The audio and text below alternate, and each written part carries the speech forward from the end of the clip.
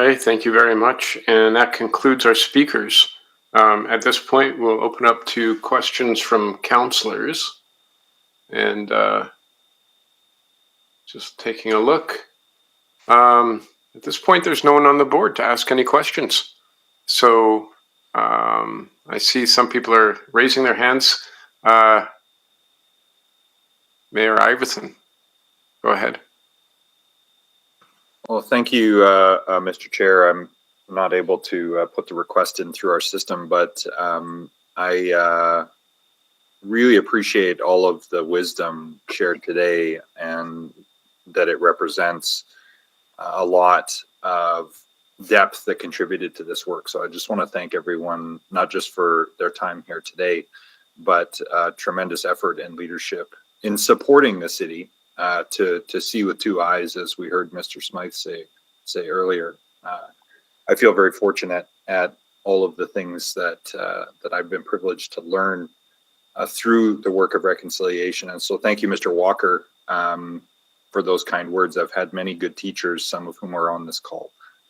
So my question to Elders Joanne and Jerry would be, 5 years from now, how will you know that this was a success and not another document that concluded a lovely process, but instead is something that starts off something new and beautiful and successful and healing?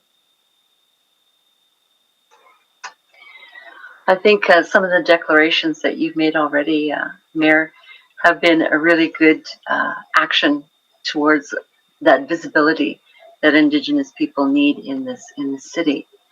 I think that the ability for us to have support, to have the Cree language as an official language in the city would be an excellent idea. It would raise the level of it, that the city recognizes the matriarch societies that our Indigenous people come from. It raises the status of Indigenous women in the city, and to begin to understand how that matriarchy sees governance, sees how the city acknowledges them, I think is an excellent idea. I know Jamie and her office have already done some work towards this, towards raising that level. So these are some of the big indications that there be some kind of that, I say that cultural center, but the ability to enact the UNDRIP, that we have the right to educate our own children in our own languages, in our own cultural ways, rather than basing everything on an Alberta educational system, that we have the freedom to do that. I think that goes a long ways as well. I don't know if those things are accomplishable in 5 years, but I think that we're even discussing it is a huge advancement already. And I cannot thank you enough for your kind ears and asking that question. I'll let my husband, I'll let him say a few words. Well, just in general terms, it's the educational component of it is in our culture we believe that, but we talk about the process, but part of that process is also a very stable knowledge of the past. Like by past I mean like prior to contact here, how we were as an Indigenous people, and up till this point in time, from the time of the treaty up to this point in time, and what our elders prophesied as for the future in regards to, I guess, choice or choices that we make as nations of people to this earth, with whom we Indigenous people regard as our mom, our own mother. So basically, that's within that 5 year time. I think it's kind of like to me again, like it's like my wife says, it would be a tremendous start, to be able to see come up to a realization of that sort, that with people, Indigenous and non-Indigenous people alike, that people to see it. Thank you. And I want to give Matthew and Emily maybe the chance to give a next-gen perspective on the same question. But I'll just say before I run out of time and hand it back to Matthew and Emily that I really look forward to welcoming all of you to the Indigenous Peoples Experience, where we can bring many of the things we've talked about here alive down at Fort Edmonton as a strong gesture that I think embodies what you were just saying, Jerry. So thank you. Matthew and Emily, I'd love your perspective on this question of how will we know we've been successful here.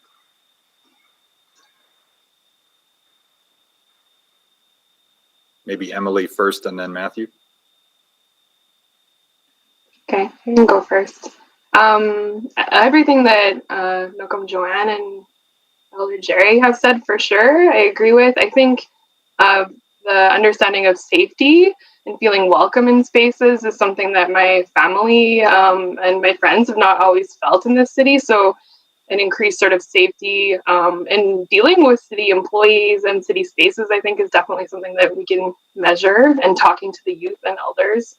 I think, and just increased in visibility of Indigenous art, Indigenous languages, ensuring that people feel like this is a place they can thrive and live and work on projects they're passionate about. So I think that the way that the framework is laid out in terms of the 7 commitments and the sort of push I've seen from departments in developing action plans means that those things will happen as long as we continue to revisit it and ensure that it's an ongoing conversation every year and in between those annual meetings as well too. So I think that the work kind of starts now. We're celebrating, but the work kind of begins now that after we pass this framework today, and that will be the test to see that relationship kind of continues. So I think, for me, it would be echoing what our Nocum has shared, as well as what Emily has shared, is just being included, having those spaces where we feel invited.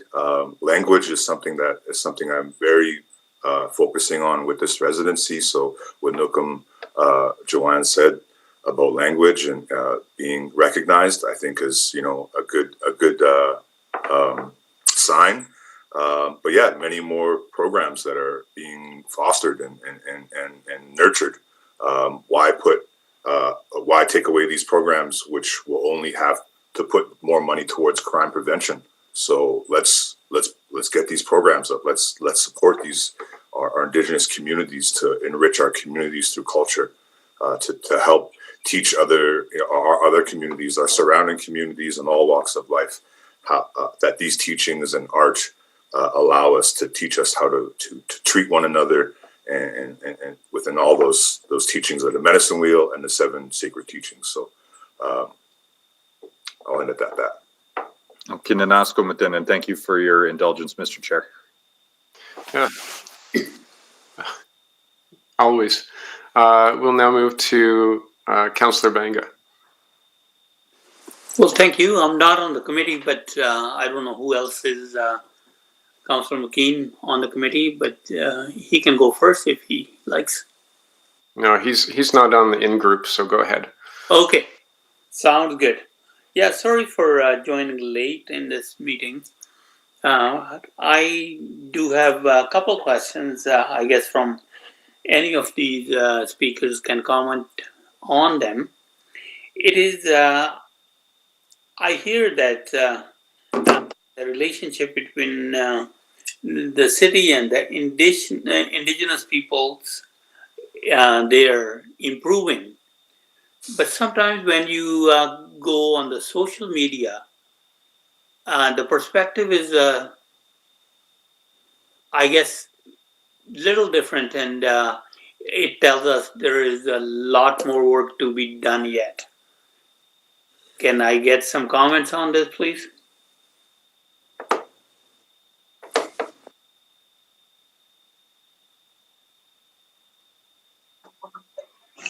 Anyway, Yeah, well, yeah. Oh, sorry. We started Oh, to guess. I'll let Tom go. Yes, this is Tom Snow again. I work I'm the elder in residence at the Bent Arrow Traditional Healing Society. And what we've done there in the past, like it's been around for 25 years, going on 26, we have improved a lot. Like we have improved our relationships, and we have set up improvement with the relationship between the Indigenous people and Edmonton through a lot of our programs.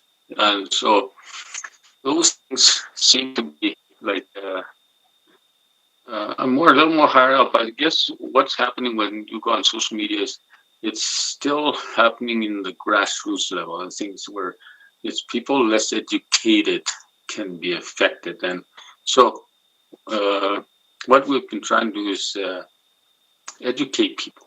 We educate people as to why we are the way we are. When that happens, then and with this understanding, people can sort of work with that. But without that knowledge of why we are the way we are, people go to stick to the stereotypes. And I think that's where this conflict, where this, where is what you see on Facebook. And so that is one of the things that I see. So in regards to what Honorable Mayor asked before, Kichiaski is that program that we need set up. And also we need curriculum in the school system that would be showing us the truth. And that would show that we have moved. And so I'd just like to, those are my comments. Thank you. Thank you. And I got one more question. That's when we are listening from Indigenous peoples, it is usually different people are saying that they're the original descendants of the I guess different tribes, you could say, or whatever. But how do we know? Like, is there anything that is published that's kind of like not books and books kind of deal there, where we can say, see, actually, you know what, this is credible claim, and this is not such a credible claim. I hope I made myself clear. We think we understand you. Welcome to the. We're happy to see you here. One of the things about in person, my husband do a lot of myth busting. We do a lot of that, you know. But and we want people to understand when it comes to elders, working with elders, we're not all at the same level. We don't all know the same thing. We don't all know the same ceremonies. So you have to really be.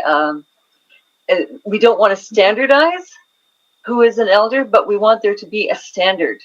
And there's lots of organizations that are applying this. They're saying you have to say, who are your people? What language do you speak? Who are your elders? They want to know that. They want to know where you got your knowledge from. So there's a way we're trying to self-check one another. Also, too, we have that story of creation. I mean, that talks about our creation. We're not immigrants. We were created here on this island. Island being North, Central, and South America. And you can tell where an elder is in that story of creation by the first sentence, by the first paragraph that they speak. You know, so there is a way of self-checking already within the community of doing that. But it's difficult when you have so many cultures together, you know, that they mix up those cultures because they don't have access to their own culture. Or old people say, learn your own culture first, then you can go and learn other cultures, but don't mix them up. Don't mix them up. And especially with social media, that's what's happening. They're getting all mixed up. You know, so we've got a lot of work to wade through about what is credible and what is not credible, but could be credible in Anishinaabe culture, may not be credible in Cree culture, you know, so we're trying to wade through that, and we need everyone's help in order to do that. I hope that answers your question. Definitely does. Thank you. Thank you. Councillor McKean. Thank you, Mr. Chair. I wanted to begin by thanking all the speakers today. It was a real privilege to hear you all. I want to also thank Mayor Iveson for his leadership on this issue and for appointing me to the Indigenous Initiative, City Council's Indigenous Initiative. That has also been an amazing privilege and education. Very humbling, and I've enjoyed it thoroughly. I want to thank Councillor Paquette for his grace and leadership. I've learned much by closing my mouth and listening to Aaron and his graceful knowledge and leadership on this issue. I want to thank Jamie, who's works constantly on these issues, has been a real special guide for me. I want to thank the elders, and I want to thank Donna. And I wonder if Donna is still on the meeting here today, representing herself and also civil servants. You there, Donna? Yes, but no. Donna, I just wanted to check in with you and see how you felt. You spoke truth today, and you spoke truth to power, as it were. And I want to make sure you felt comfortable. I did, thank you. And are you confident that we can slowly change minds through this framework and a compassionate, kind and loving response to people? I've become more and more convinced over time that shaming people does not change them. Shaming those police officers from the weekend might not change them. But I've seen remarkable stories of a police officer, I should say, who made a complete 180 transformation when he acknowledged the truth of what he'd done. So tell me, please, if you can, in a few words or many words, what gives you some hope for the future with this framework and making all civil servants with the city of Edmonton allies in the work we have to do? I do have confidence in this work. And the reason I have the most confidence in this work is really because this is being guided by our elders, by our community, and knowing the work that we've done to date and for the last 20 years or so, making these connections, creating these relationships, listening and learning from each other and from people. I have that confidence. I have that confidence because we're here today. And this framework, announcing this sets the stage. This sets the direction of where we're going to go. Yes, it has to be done in kindness and compassion. And it's hard. It's hard for everybody. It's going to be hard work. But I also believe that we have a mayor, council, and our city administration, our leadership, that can make sure that this is led and guided the way that it needs to be so we can be successful. Thank you, We Dawn. will continue to make those relationships and include our Indigenous employees of the city. Thank you, and thanks for your leadership. Really appreciate it. Another person who showed real leadership to me in the past was Matthew at Cypher Wild. And you know, I was going to say how impressed I was to be welcomed at Cypher Wild events as this sort of old fogey, you know, arriving and everybody, all these young people sort of welcoming. And then I thought, but of course they do. But of course they do, because they come from a culture where elders are revered. So, Matthew, thanks for reflecting that back to me. And as I get older, I might start to beat the drum, if you will, on how we need to treat our elders generally better in our culture. So thanks, and thanks again to all of you. It's been an amazing morning for me. Thanks. Thank you, Councillor McKean. The risk of editorializing some of the messaging we get on COVID response really speaks to that, about revering our elders. So I've got a multi-part question, so bear with me. And it is for the elders. And, you grew up facing a lot of racism. I get a lot of racism in my job, and I'm not saying that for anyone to feel sorry for me. My wife will tell you I'm perfectly capable of feeling sorry for myself.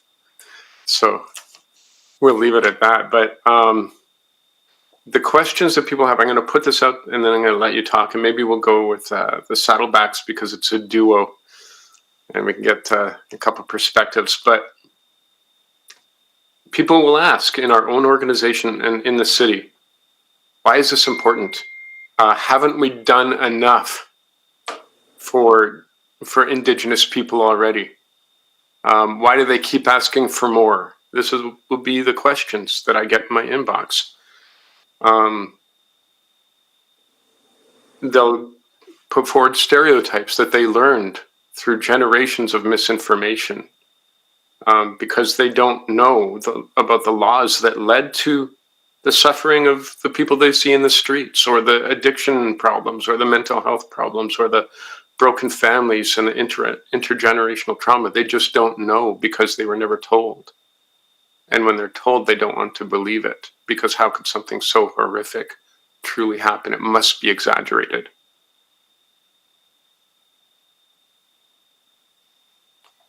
And how do we do it in a way that encourages the best out of people and acknowledges their pain too? Because I think that's where it comes from. They're worried that their pain will be ignored or overwritten if we acknowledge Indigenous history and the pain that exists there.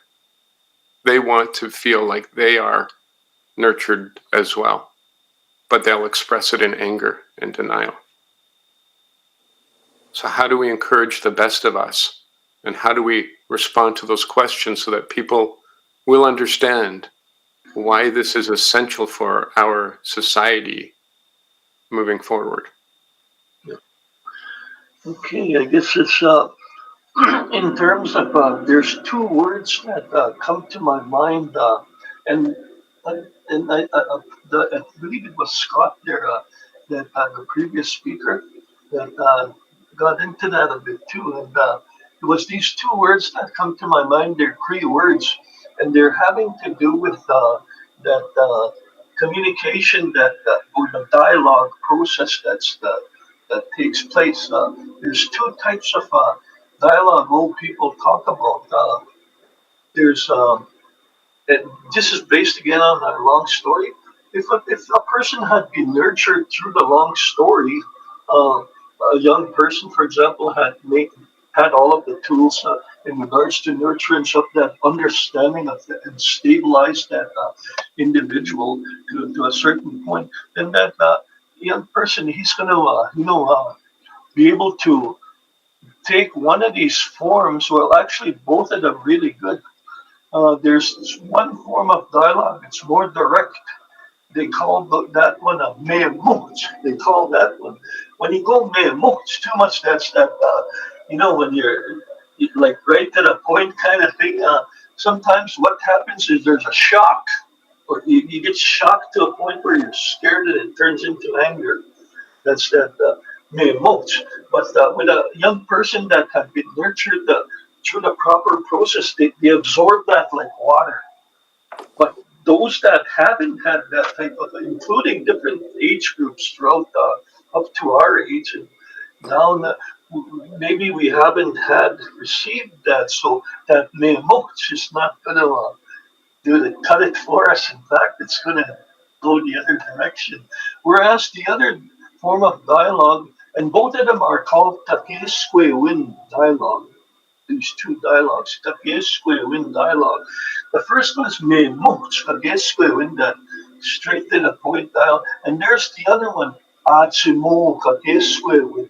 Achimo Takieskwewin means teaching them, in the most sensible way possible, the entire picture, giving them the entire picture in, I guess you could say, sometimes when you only take a part of a picture, a portion of that picture, sometimes you can't, it doesn't really cut it for you. But if you give them the entire picture, they begin to see, okay, yeah, that this connects over here, and they absorb it better.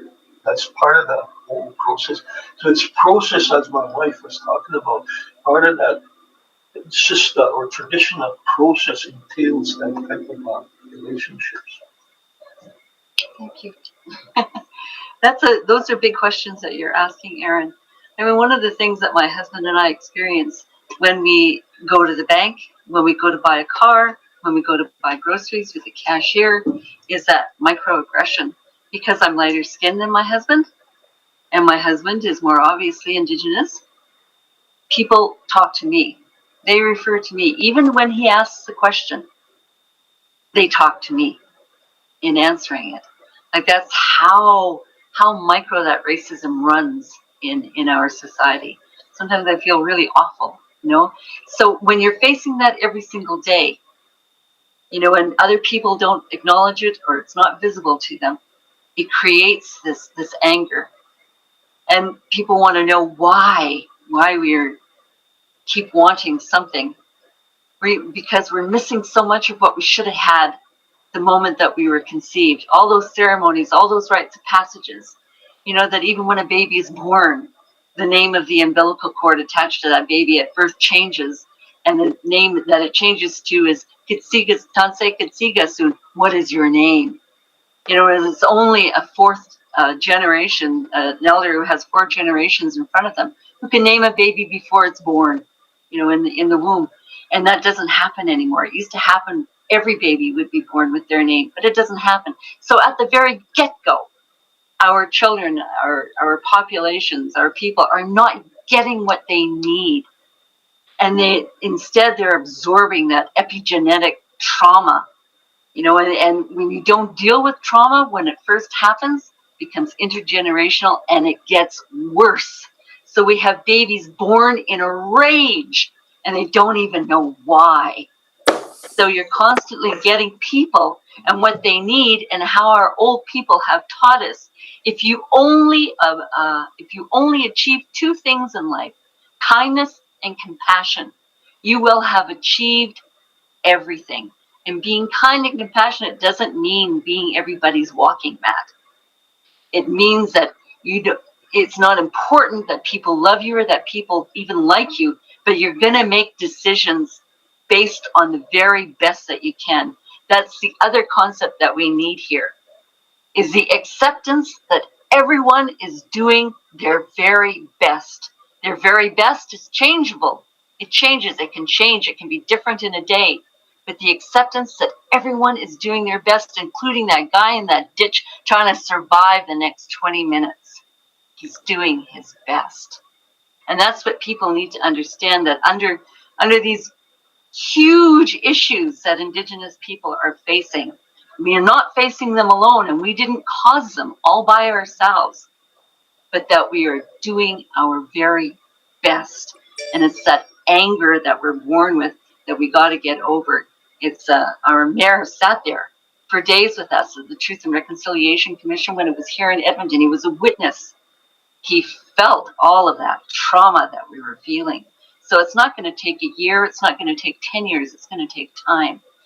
And we need to insist that when we make these partnerships, that our partners have a working understanding. You don't have to believe in what we believe in, but that you have a working understanding of what the culture is, of what it can finally, I mean, we sit at committee tables, we don't have the freedom to contribute what the culture, this vast culture we have, has as this rich resource, to have that freedom to say what it is. So I think that it's really important. That's a big question that you asked, Aaron. I hope that I answered a little bit of it. But in our day-to-day, there's not a day that goes by. When I walk out my front door, I experience culture shock. I know that the people outside that door, they don't think like me. They don't see the world the way I do. They don't have my experience. They don't have my history. They don't have my culture. So every day it's culture shock for me. So it's not easy. It's not easy. But I'm not a foreigner on this land. I was created on this land. You know, and that's what people need to understand. We shared paradise with them. They don't understand the sophistication and the technology that it takes to maintain paradise. But that's what we continue to thrive, to contribute, that inalienable right to protect and preserve the land. That's first. And when we're not allowed to achieve those goals, there's a constant wanting in us, a constant need in us. That's sometimes like a roar in our ear. So I hope that explains a little bit. Thank you so much for asking that question. Bless you for it. Hey, thank you. It would be nice to be able to sit in silence for the next 5 minutes absorbing that, but we have these structures that we follow. Mayor Iveson, I will put it out there first. Are there any other questions for our speakers today? I mean, yes, but we need to move on. So Yeah. I'm on the board to. The agenda does indicate we have to move on. So, thank you very much to all of our speakers. I wish that we could speak with each other for days on end, and maybe one day we will have that opportunity. For now, you are welcome to stick around and watch the rest of the proceedings, and we'll move to questions for administration. And we've got Mayor Iveson up. So what I'd actually like to do, Mr. Chair, is, and this is a little outside of our normal process, but I think it's worth considering. I'd like to move that the Community Services Committee recommend to City Council that Council endorse and commit to adhere to the guiding principles, 4 roles and 7 commitments contained in Attachment 1. I think, and just speaking to that briefly, I think in the interest of time here and recognizing then this would give us an opportunity to make further comments and ask further questions with all members of council next week, is I think administration has done marvelous work here and clearly is committed to this based on their earlier comments. And I've been very grateful to have a number of thoughtful conversations with Mr. Corbould about his personal commitments as our city manager to this work, which I'm heartened by and we heard this morning. But to drive this across the whole organization without council very strongly subscribing as well as individuals and as a group, I think is a missed opportunity. Now, whether there's a better way to do this in the form of a policy or something, I'd take advice from the clerks perhaps between now and next week. But I think a stronger statement from us than mere receipt of information, as excellent as this work is and as grateful as I am for it and the information all shared with us today, including by our speakers who've really moved me today. All right. Well, I do think a stronger statement is required, and so I put the motion in a more direct and not sure the right word for it, decisive format. So I'll leave it there in the interest of time. We can discuss it further either later in the day or if folks wish to extend, I'm happy to do that. Happy to take questions on this. Well, the chair is amenable to that. We'll see if committee is when it comes time to vote. However, we are at the noon hour and we're going to take a break so that everyone can get nourished and do what they need to do. We will be back at 1:30, but we have an item that is the first item on the docket at 1:30. And then we have a second item. So this will actually probably be discussed after all of those other things. So our questions to administration will not come until probably much after 2 o'clock or even 2:30, just so that people are aware. And that is unless committee wants to make a change, but I think that we already dealt with that during the agenda. So that is where we're at. Enjoy your hour and a half, and we will return.